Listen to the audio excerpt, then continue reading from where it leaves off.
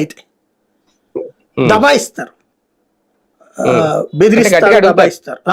అంతవరకు ఉండొచ్చును కానీ కొట్టారు అనేది నేనైతే నమ్మట్లే ఇప్పటికి కూడా.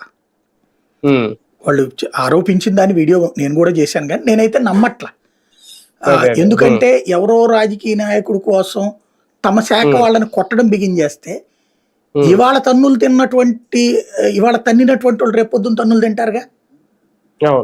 ఇప్పటికే ఒక దిగజారిపోయినటువంటి పరిస్థితి ఏంటంటే ఇవాళ పోలీసుకి సెక్యూరిటీ లేదు, ఐఏఎస్కి సెక్యూరిటీ లేదు. ఒకప్పుడు ఏ శాఖలైతే విలువైనటువంటివి ఉన్నాయో వాళ్ళు ఇప్పుడు దోషులుగా ఐపీఎస్లు అరెస్ట్లు అవుతుండే, ఐఏఎస్లు అరెస్ట్లు అవుతుండే, ఇట్లాగా పోలీసులు అరెస్ట్లు అవుతుండే, మామూలు పోలీసులు వీళ్ళందరి మీద కేసులు వస్తుండే. రాజకీయ నాయకుడికి వీళ్ళకి తేడా ఉంది ఇప్పుడు. అలాంటి దరిద్ర పరిస్థితి వచ్చినప్పుడు రేపు వీళ్ళకి సేఫ్టీ ఉండదు కదా.